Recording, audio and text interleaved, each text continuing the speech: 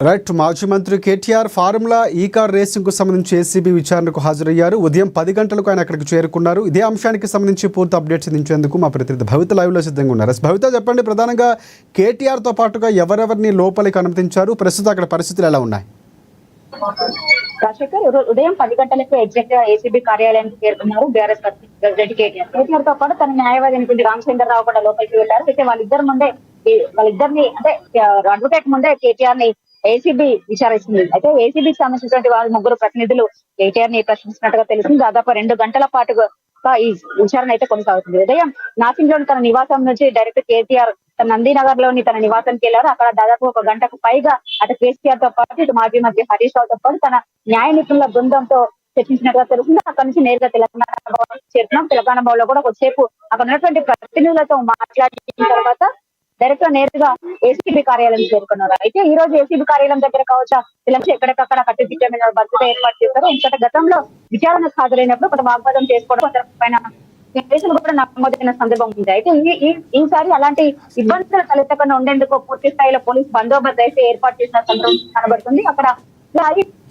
కార్యకర్తలను కావచ్చు, బీఆర్ఎస్ ప్రజాప్రతినిధులు కావచ్చు, ఎక్కడికక్కడ వాళ్ళు కట్టుదిట్టం చేసిన సందర్భం అయితే కనబడుతుంది. అయితే ఏసీబీ కార్యాలయంలోకి మాత్రం పూర్తి స్థాయిలో కేవలం కేటీఆర్ అడ్వకేట్ రామచంద్రరావు మాత్రమే లోపలికి వచ్చారు. వాళ్ళిద్దరికి ఆలోచించిన సందర్భం అయితే కనబడుతుంది. అయితే 2 గంటలుగా ఈ విచారణ కొనసాగుతుంది. దాంతో పాటు పూర్తి స్థాయిలో ఈ కార్ రేస్ ఫార్ములాకు సంబంధించినటువంటి గోల్మాల్ అంశం పైన పూర్తి స్థాయిలో ఏసీబీ విచారిస్తున్నట్టుగా తెలుస్తుంది. ఎందుకంటే గతంలో ఏదైతే 2024 ఫెబ్ లో ఈ కేసు ఫైల్ అయింది. దాని తర్వాత 6 నెలల తర్వాత కేటీఆర్ ని జనవరిలో ఏసీబీ విచారించింది. 2 రోజుల పాటు అప్పుడు విచారించిన సందర్భం కూడా ఉంది. అయితే గతంలో ఏదైతే ఈ కార్ రేస్ ఫార్ములాకు సంబంధించినటువంటి అంశంలో హెచ్ఎండిఏ అధికారులు కావచ్చు, ఇతరత్ర వాళ్ళ నుంచి జరిగినటువంటి గోల్మాల్ అంశాలపైన పూర్తి స్థాయిలో వాళ్ళ యొక్క స్టేట్మెంట్ అంటే బిఎల్ఎన్ రెడ్డి కావచ్చు, అరవింద్ కుమార్ కావచ్చు, ఇతరత్ర వాళ్ళ దగ్గర నుంచి చేసినటువంటి స్టేట్మెంట్ రికార్డ్ వాంగ్మూలం ఆధారంగానే గతంలో ఏసీబీ కేవలం వాళ్ళు ఇచ్చినటువంటి స్టేట్మెంట్ ఆధారంగానే ఏసీబీ కేటీఆర్ ని విచారించింది. అయితే ఈసారి మాత్రం చాలా పకడ్బందీగా ఏసీబీ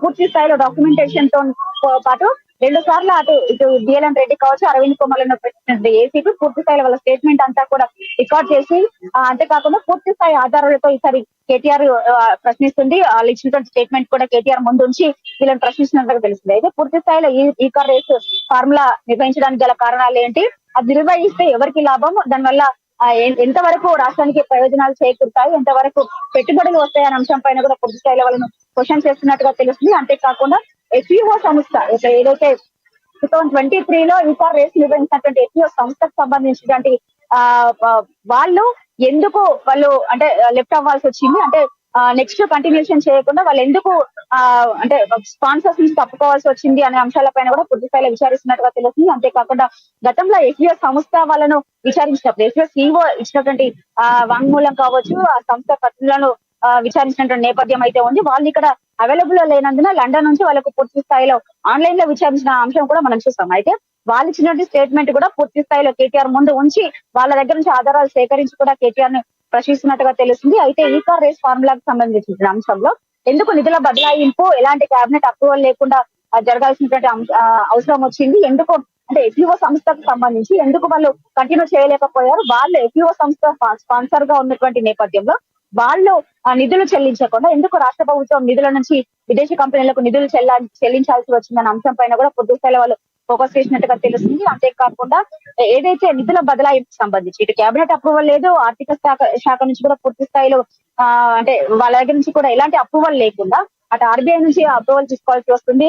విదేశీ కంపెనీ నుంచి బదలాయింపు జరిగినప్పుడు ఆర్బీఐ నుంచి అప్రూవల్ తీసుకోవడం కాకుండా గవర్నర్ నుంచి కూడా కొంతమేరకు అప్రూవల్ తీసుకోవాల్సి ఉంటుంది. అయితే ఇలాంటి అంశాలన్నిటి కూడా కేబినెట్ లో ఎలాంటి అంశాన్ని చర్చించలేకపోవడం కావచ్చు, ఆర్థిక శాఖ నుంచి కూడా ఎలాంటి పరిమితులు తీసుకోకపోవడం కావచ్చు, ఇటు ఆర్బీఐ నుంచి కావచ్చు, అటు గవర్నర్ నుంచి కావచ్చు, ఇలాంటి అంశాలన్నిటిని ఇక్కడ కూడా పూర్తి స్థాయిలో అంటే ఫుల్ఫిల్ చేయకుండానే ఎలాంటి అనుమతులు లేకుండానే ఎందుకు విదేశీ కంపెనీకి 55 కోట్లు ట్రాన్స్ఫర్ చేయాల్సి వచ్చింది అంటే దాని వెనకాల ఉన్నటువంటి ఆంతర్యం ఏంటి, దానివల్ల ఎవరికి లబ్ధి చేకూరుతుంది అనే అంశాన్ని కూడా పూర్తి స్థాయిలో వాళ్ళు క్వశ్చన్ చేసే అవకాశం ఉన్నట్టుగా తెలుస్తుంది. ఇప్పటికైతే క్వశ్చనింగ్ అయితే కంటిన్యూ అవుతుంది. దాదాపు సాయంత్రం 6 గంటల వరకు కూడా కేటీఆర్ ని విచారించే అవకాశం ఉన్న నేపథ్యం అయితే కనబడుతుంది. ఇక్కడ ఎలాంటి ఇబ్బందులు తలెత్తకుండా అయితే పూర్తి స్థాయిలో పోలీస్ బందోబస్తు అయితే కొనసాగుతుంది.